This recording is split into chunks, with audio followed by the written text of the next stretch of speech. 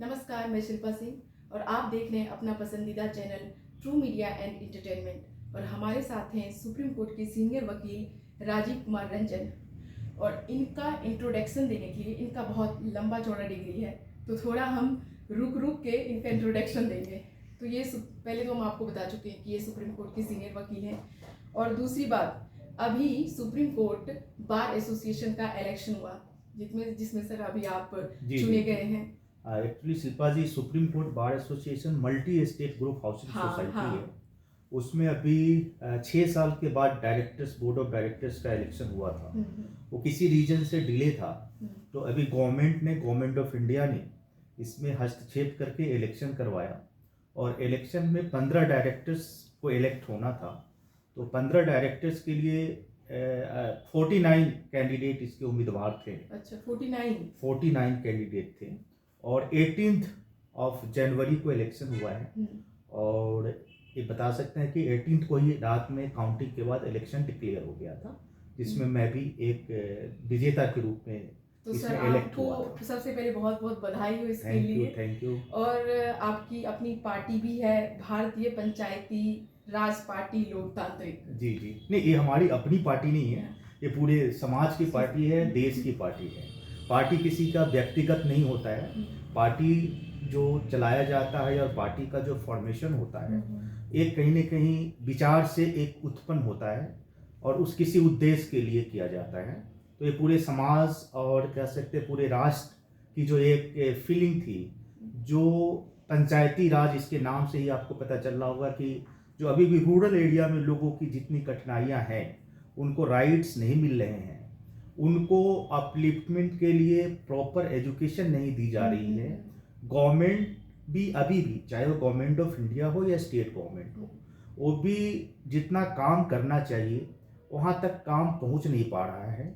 जहाँ तक एजुकेशन की बात है, अभी भी पंचायत से लोगों को शहर में आना पड़ता है, जबकि जो जहाँ लोग रह रहे हैं, अगर गवर्नमेंट का ऐसा पॉलिसी आ जाए कि जहाँ लोग रह रहे हैं वहाँ एजुकेशन का व्यवस्था हो, उचित शिक्षा का व्यवस्था हो, वहाँ पे कॉलेज हो, वहाँ पे मेडिकल कॉलेज हो, वहाँ पे हॉस्पिटल्स हो, वहाँ पे हर तरह की अगर सुविधा होगी, तो जो ये माइग्रेशन का प्रॉब्लम है, जो माइग्रेट लोग कर रहे हैं, जो आप देख रहे हैं, चाहे वो बिहार से किसी भी प्रदेश में माइग्रेट कर रहे हैं या फिर कहीं और जा रहे हैं। ये मतलब आपकी पार्टी का मूल उद्देश्य यही है।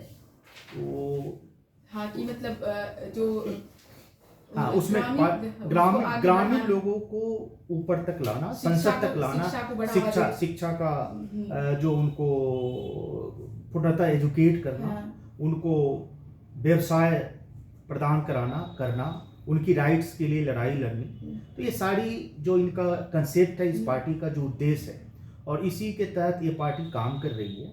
और इसमें बहुत सारे कार्यकर्ता हैं, अधिकारी भी हैं, जो कि इस पार्टी से जुड़े हुए हैं और देश के लिए कुछ करना चाहते हैं। वैसे लोगों के लिए कुछ करना चाहते हैं जिनको अभी तक न्याय नहीं मिला, जो केवल किताबों में बात हुई। गांधी जी का जो एक अपना ऑब्जेक्ट था, उन्होंने जो स्वराज की कल्पना की थी, स्वराज के बारे में जो उन्होंने सोचा था, तो उस सारी बिंदु को हम लोग चाह रहे हैं कि सफल बना के इस पार्टी के माध्यम से, इस मिशन के द्वारा काम आगे बढ़ाएं, लोग इसमें ज़्यादा से ज़्यादा जुड़े और निर्भीकता से काम करें, और बिना किसी लालच के अगर काम करते हैं तो स्वाभाविक रूप से समाज का विकास होगा, भारत का विकास होगा, जब पंचायत का विकास होगा। तो हमारी जो उद्देश्य है कि पंचायत का ग्रामीण एरिया पे कितना काम कर सकते हैं, उनको कैसे हम विकसित कर सकते हैं, ताकि हमारा देश विकसित हो सके। जी सर, अब थोड़ा सा हम राजनीतिक मुद्दे पे आते हैं। तो अभी तो सर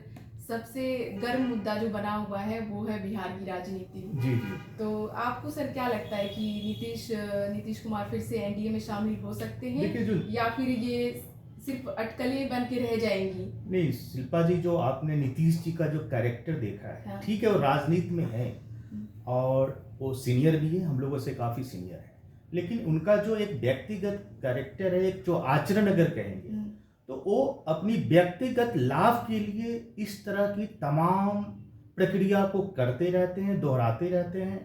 और जो अभी तक हमने हिस्ट्री में उनका अगर देखें, तो उनको बनना मुख्यमंत्री ही होता है और फिर वो रिजाइन भी करते हैं। इंटरेस्टिंग बात ये है कि एक मुख्यमंत्री रिजाइन करके फिर मुख्यमंत्री का पद ग्रहण भी करते हैं। तो सर अभी मतलब वो तो बोले थे कि हम मर जाना पसंद करेंगे लेकिन बीजेपी में शामिल नहीं होंगे।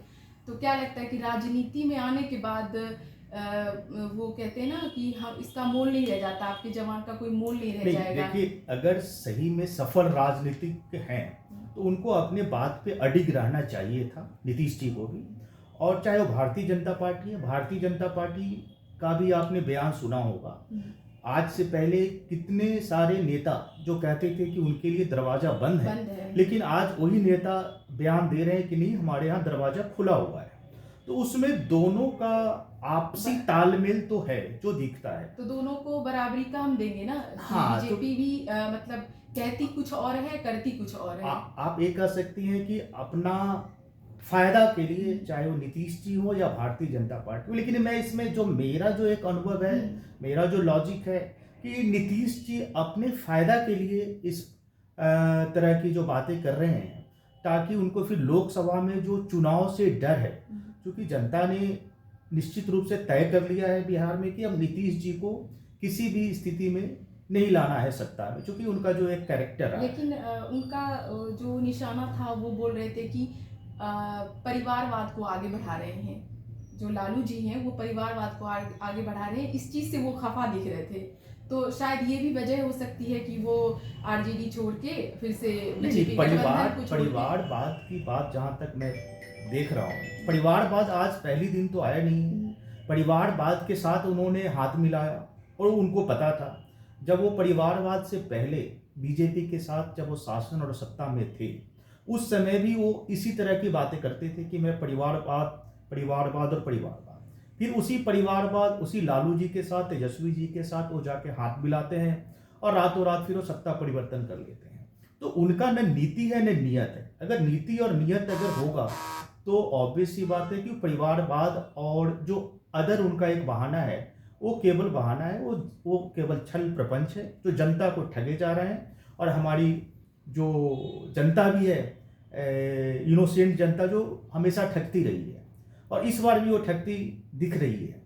लेकिन वो परिवारवाद की बात नहीं, उनका व्यक्तिगत लाभ के लिए वो चाह रहे हैं कि लोकसभा में उनका पत्ता गोल होना है, तो बीजेपी के साथ वो सामंजस्य करके वो अपने लोकसभा में सीट को बरकरार रखें, जो उनका 17 सीट मतलब ये आपसे जानना चाह रहे हैं कि अगर वो बीजेपी में शामिल हो भी जाए, बीजेपी अगर उनको ले भी ले, तो क्या बीजेपी उनको फिर से मुख्यमंत्री बना सकती है? देखिए, बीजेपी का अंदरूनी मामला है, उनका ये बताना अभी जल्दीबाजी होगा कि बीजेपी क्या करेगी। लेकिन मैं तो जो बीजेपी की तरफ से सम्राट चौधरी जी भी हैं। हाँ, ऑब्वियस बात है कि वो अध्यक्ष हैं और उन्हीं का जो पहला वर्जन कुछ और था, आज का वर्जन कुछ और है, सम्राट चौधरी जी का ये। तो बीजेपी क्या करेगी, लेकिन अगर जो भी कुछ करती है तो मैं समझता हूँ कि जनता के साथ वो अच्छा नहीं होगा, वो छल प्रपंच होगा। वो एक शासन और सत्ता में बने रहने के लिए अगर वो सपोर्ट कर रही है बीजेपी, तो बीजेपी के साथ मैं कह रहा हूँ कि ये उनका जो प्रिंसिपल है या जो फिलॉसफी है, उससे वो मुकर के फिर जनता को धोखा देना चाह रहे होंगे, चाहे वो जनता दल यूनाइटेड ही क्यों ना हो। तो अभी सर इंडिया गठबंधन को लेकर आप क्या, मतलब आपका क्या विचार है? ये गठबंधन चलेगा? क्योंकि ममता बनर्जी इस गठबंधन से अपने आप को पीछे कर ली है वो। देखिए शिल्पा जी, लोकतंत्र है, लोकतंत्र में जो हमारा संविधान का जो उद्देश्य है, उसमें सभी लोगों को बराबर का अधिकार दिया गया है। आपको पार्टी बनाने का भी अधिकार है, पार्टी चलाने का भी अधिकार है, और लोगों के साथ कलेक्टिव मिलने का भी, एक कम्युनिटी का भी आपका राइट है। तो इंडिया गठबंधन का जहाँ तक सवाल है, ये तो नीतीश जी ने ही शुरू किया था। हाँ, उनका ही बिल्कुल था, मुखिया वो बनना चाह रहे थे, लेकिन नाराजगी इसलिए हो गई कि उनको मुखिया बनाया नहीं गया या फिर उनको अध्यक्ष नहीं बनाया गया, संयोजक की बात आ गई थी। तो इस तरह की जो तमाम बातें हैं, और इंडिया गठबंधन में जो सबसे बड़ी बात है कि जो पार्टी का विभिन्न पार्टी का जो उद्देश्य है अलग अलग है, और उस उद्देश्य को अगर कलेक्टिवली वो पूरा करना नहीं चाह रहे हैं, आज से ही उसमें लड़ाई हो रही है कि मुख्यमंत्री हम बनेंगे, प्रधानमंत्री वो बनेंगे। तो इस तरह की अगर उद्देश्य होगी तो उद्देश्य की पूर्ति हो नहीं सकती है। तो मुझे लगता है कि इंडिया गठबंधन चलने वाला नहीं है, जो कि बिखरता हुआ नजर आ रहा है। अगर नीतीश जी इस गठबंधन से जा रहे हैं, हाँ, क्योंकि ममता बनर्जी का भी बयान आया था कि क्या कहते हैं वो बंगाल में अकेली चुनाव लड़ेंगी, इनका नहीं, वो तो केजरीवाल जी ने भी बयान दिया है कि हाँ वो कि पंजाब में अकेले लड़ेंगे। हाँ। और आप इस तरह से आप देखेंगे तो फिर ये गठबंधन का जो परिभाषा है वो समाप्त हो जाता है। जो एक डिफिनीशन, डिक्शनरी का डिफिनीशन अगर आप बात करें तो गठबंधन तो कुछ रहा नहीं, चाहे वो इंडिया गठबंधन की बात हो।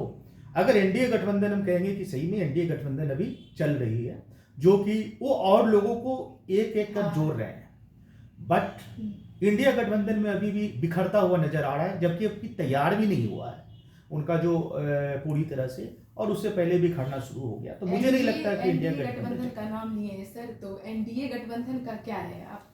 नहीं, एनडीए गठबंधन जो आप देख रहे हैं कि अभी भी सरकार 2014 से नरेंद्र मोदी जी के नेतृत्व में चल रही है, उसमें एनडीए गठबंधन के जो पार्टी हैं, और जो बिहार में भी जो इनका अभी एक खेला होने वाला है या खेला हो रहा है, उसमें भी वो चाह रहे हैं कि एनडीए गठबंधन में एक पार्टी और जुड़ जाए, जिस कारण से वो जोड़ने की अपनी कयास पूरी तरह से लगा रहे हैं। तो एनडीए गठबंधन में हम कहेंगे कि उनका जो फॉर्मूला डिफरेंट है इंडिया गठबंधन से, तभी तो एनडीए गठबंधन अभी भी चल रहा है, और मुझे लगता है कि इनका आगे चलता रहेगा। सर मेरा अभी राहुल गांधी भारत जोड़ो न्याय यात्रा कर रहे हैं, तो इसको किस तरीके से देखते हैं कि पहले इनका भारत जोड़ो यात्रा हुआ, फिर अब न्याय यात्रा, मतलब क्या लोकसभा चुनाव में राहुल गांधी एक मजबूत दावेदार के रूप में आ सकते हैं? मैं अगर आपको एग्जिट पोल आप कहो या ओपिनियन को, मैं ये बताऊंगा कि राहुल गांधी बिल्कुल नहीं आ सकते हैं, क्योंकि उनका जो एक उद्देश्य है वो केवल यात्रा और न्याय यात्रा से पूरा नहीं हो सकता। अगर हम कहें कि एसी में बैठकर और हम गांव की बात करें, समाज की बात करें, तो नहीं चल सकता। तो सड़क पे मैं देख रहा हूं कि सड़क पे जो उतर रहे हैं, उतरने का जो उनका प्रवृत्ति क्या है। अगर आपके अंदर वो काम करने की प्रवृत्ति होगी, आप उस यात्रा को लोकसभा इलेक्शन के रास्ते अगर आप चाह रहे हैं कि हम लोकसभा में आ जाएंगे और हम प्रबल दावेदार हो जाएंगे, प्रधानमंत्री बन जाएंगे, तो इस तरह की बातें तो दिख नहीं रही है, क्योंकि आप जब संगठित ही नहीं है। जो संगठन का अगर हम बात करें, चाहे कांग्रेस की बात करें, तो जब संगठित नहीं है तो संगठन चल नहीं सकता। जब संगठन नहीं चल सकता तो ना प्रधानमंत्री बन सकते हैं, ना सत्ता में रह सकते हैं, क्योंकि सबसे बड़ा ये तो मतलब बीजेपी को ऐसा लग रहा है कि शायद क्योंकि असम में उनकी यात्रा को रोका भी गया, राहुल गांधी की यात्रा को, तो शायद ये हो सकता है कि बीजेपी का जो मुकाबला हो वो कांग्रेस से थोड़ा सा मजबूत हो सकता है। नहीं, वो तो ठीक है, जो कि अभी भी सबसे बड़ी पार्टी अगर बीजेपी के बाद है तो कांग्रेस पार्टी ही है, जो उनके पास अभी कार्यकर्ता भी है, कार्यालय भी है, संगठन भी है। दूसरी जो भी क्षेत्रीय पार्टी है, क्षेत्रीय पार्टी तो चुनौती अपने राज्य में दे सकती है, बट केंद्रीय जो राजनीति है, जो सेंट्रल पॉलिटिक्स है, उसके लिए जो एक बड़ी पार्टी चाहिए, जो नेशनलाइज पार्टी चाहिए, उसमें कांग्रेस सही सी बात है कि बीजेपी को थोड़ा सा अगर डर भी है तो कांग्रेस है, अदरवाइज सारी रीजनल पार्टी है। और इसलिए जो इंडिया गठबंधन चाह रही थी कि रीजनल पार्टी को एक साथ सबको एक सूत्र में बांध कर वो आगे का अपनी यात्रा प्रारंभ कर सके, लेकिन ऐसा हुआ नहीं, उनका सपना चकनाचूर हो गया। सर अब अभी 22 जनवरी को बीजेपी की तरफ से ये कहा गया कि ये ऐतिहासिक दिन है, राम मंदिर, रामलला जो है वो अपने घर में आ गए, विराजमान हो गए हैं, तो कैसा लगा आपको वो? नहीं, बहुत अच्छा लगा। ये ऑब्वियस ही बात है कि रामलला अपने घर में आए, और ये संघर्ष समझ सकते हैं कि कई सालों का, कई 100 वर्ष का संघर्ष था, जिसमें कि अंतिम रूप से न्याय मिला, और रामलला विराजमान जो थे उन्होंने केस भी जीता। केस जीतने के बाद जो इतनी सारी तैयारियां की गई, तो ये सही बात है कि वो एक बहुत बड़ा दिवाली था 22 जनवरी। लोगों की जो मन की जो आस्था थी, ये सारी जो रिलीजन है एक आस्था पे टिकी हुई है। लोगों की जो इच्छा थी, सबकी इच्छा पूरी हो गई, आस्था थी उसको सबने देखता हुआ पाया। तो एक वो ऐतिहासिक दिन था जो कि पूरे देश का, पूरा विश्व ने इसको सेलिब्रेट किया, और भारत ने तो उस दिन पूरी दिवाली मनाया। इवन दो यूके और यूएसए में जहां हमारे भारतवासी रह रहे हैं, उन्होंने भी उसका खूब आनंद उठाया, लुत्फ उठाया। तो वो दिन ऐतिहासिक था, और मैं समझता हूं कि हर भारतवासियों को गौरवान्वित होना चाहिए, और सारे लोग गौरवान्वित हैं, मैं भी हूँ, आप भी हैं, सारे देश गौरवान्वित हैं कि लेकिन रामलला अपने घर पधारे। उनके पास जो टेंट था वो टेंट हट के कम से कम इतने सुंदर भव्य मंदिर के अंदर उनका विराजमान हुआ। लेकिन सर इस मतलब आपके यहाँ पास सभी धार्मिक मुद्दे पे किताब भी रखे हुए आप बता भी रहे थे, जी। लेकिन हम ये पूछना चाह रहे कि शंकराचार्य आचार्य जी का ये भी आया था कि अभी मंदिर पूरा भी नहीं हुआ है, मोदी जी अकेले कैसे रामलला को उनके प्राण प्रतिष्ठा कर सकते हैं, तो मतलब क्या आचार्य जी गलत बोल रहे थे या उनका एक कहना कि इसके साहित्य और वेद और उपनिषद, क्योंकि उन्होंने बोला था कि जो मेरे वेद में लिखा हुआ है हम उसके अनुसार बोल रहे हैं, हम अपने मन से नहीं बोल रहे हैं। ये अच्छी बात है, बिल्कुल बात है। देखिए कहीं ना कि सबको अपने अपने बात रखने का अधिकार है, यही तो हमारा लोकतंत्र की खूबसूरती है, जो हमारे भारत का, जो हमारे संविधान की खूबसूरती है। तो वो शंकराचार्य जी का व्यक्तिगत विचार था और व्यक्तिगत विचार कोई भी कहीं भी व्यक्त कर सकता है, तो इस पे किसी तरह की टिप्पणी देने से किसी का कल्याण नहीं हो सकता। कलेक्टिवली ये कह सकते हैं कि हाँ ठीक है, जो रामलला का सपना पूरे देश में था, लोगों के जन जन में था, 140 करोड़ लोग जिसकी कल्पना कर रहे थे, उन्होंने सामने साकार होता देखा, यही सबसे बड़ी बात है। और शंकराचार्य जी का अपना व्यक्तिगत ये विचार है और उन्होंने किस परिप्रेक्ष्य में बोला है वो व्यक्तिगत रूप से वो उसको ज़्यादा अच्छा जवाब दे सकते हैं। बाकी जो जिस दिन लोगों ने खुशियाँ मनाई वो सबसे बड़ा वही दिन था और लोगों ने मनाया। तो बहुत बहुत धन्यवाद सर हमसे बात करने के लिए। Thank you, thank you. तो अभी आप देख रहे थे हमारे साथ सुप्रीम कोर्ट के सीनियर वकील राजीव कुमार रंजन जी हमारे साथ जुड़े और बात की रामलला के ऊपर। इनका कहना है कि वो बहुत बड़ा ऐतिहासिक दिन था, वो सबके लिए था। सबने देखा कि रामलला कैसे अपने टेंट से निकलकर मंदिर में विराजमान हुए। तो बहुत बहुत शुक्रिया आपका हमसे जुड़ने के लिए।